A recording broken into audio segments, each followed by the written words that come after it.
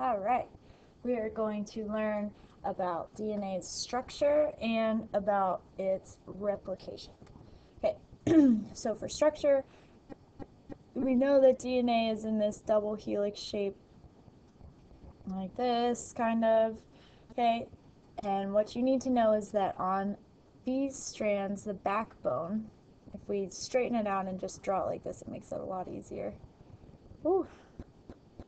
On the backbone, we have alternating between a sugar and a phosphate group. Because remember, in our nucleotide, we have a sugar, a phosphate group, and a nitrogenous base, and that goes out there. Okay, so we need to know that the backbone alternates between the sugar, the phosphate group, sugar, phosphate group. Okay, and then in the middle we have nitrogenous bases. Oops, excuse me, not there. Nitrogenous bases are going to come off of the sugar. Okay, so those are our bases, and that's where our letters come from. So these are repeating. Okay, so in the DNA we have backbone made of sugars and phosphates. And then we have the nitrogenous bases, which I'll just make in red so you can tell the difference between them. These are the letters. So this one might be A, this one might be T, because it matches up, right? So these bases go in the middle.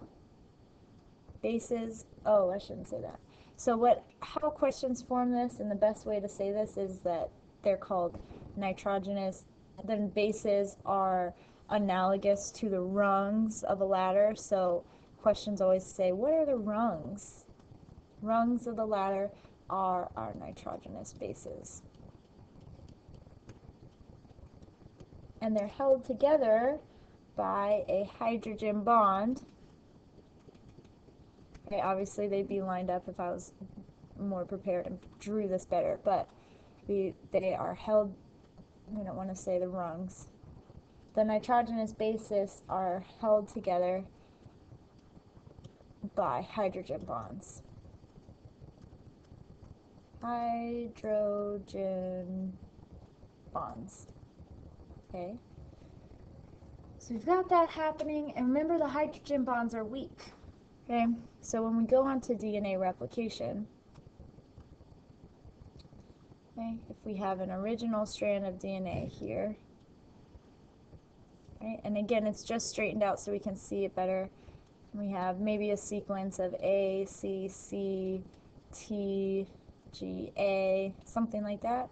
That means we're going to have hydrogen bond going across to a T, and then a bond going across to a G, across to another G, across to an A,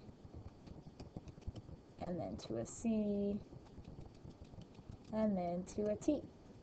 Okay? So remember, the first step of DNA replication is that helicase comes in.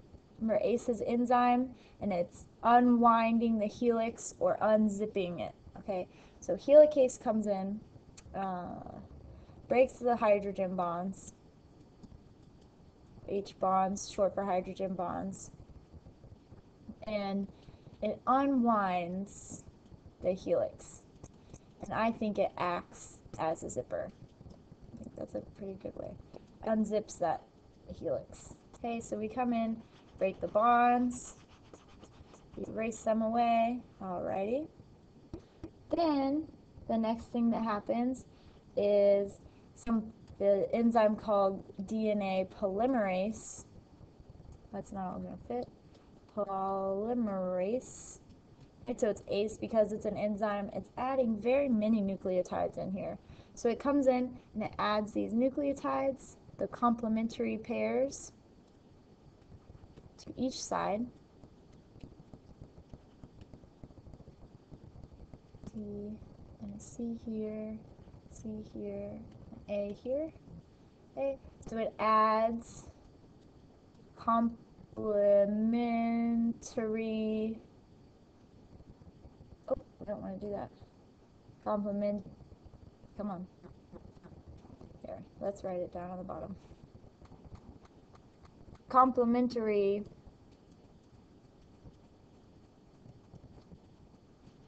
bases, and we did that in the red here. Okay, and then step 3 is going to be that DNA ligase. It basically glues the DNA strands together, glues new strands together. It's basically puts on the finishing touches. That's when you have do something like this, makes it reforms these hydrogen bonds. Those are now connected. All right, so it glues them together, pretty much finishes off the job. Right, so we have helicase, then DNA polymerase, then DNA ligase comes in. So now we have 2 strands that are identical to each other, identical to the original, and that was the goal. So what we can say about DNA replication is that it is semi-conservative. DNA replication is something called semi-conservative. Okay. So if we look back, I did the original strand in green and then added new stuff in red, right? So it's conserving half of the green in each new strand. So it's half old and half new. And that's where the semi-conservative comes from. So we can say that that means each, I don't want to say new strand, each replicated strand is half old and half new. So I know there's some questions that ask something like, when you replicate DNA, is, you know, you're making 2 new strands, so the wrong answer is that the DNA, you end up with 2 strands and 1 strand is all new and 1 strand is all old stuff, and that's not the case. We can see it breaks open and then we add half of the new strand is going to be new nucleotides and half of the new strand is going to be old.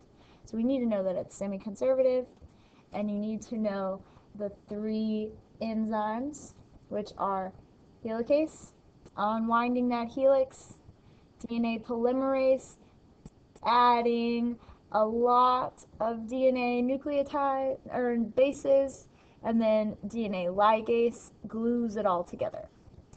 Okay, and that is it for replication and structure of DNA.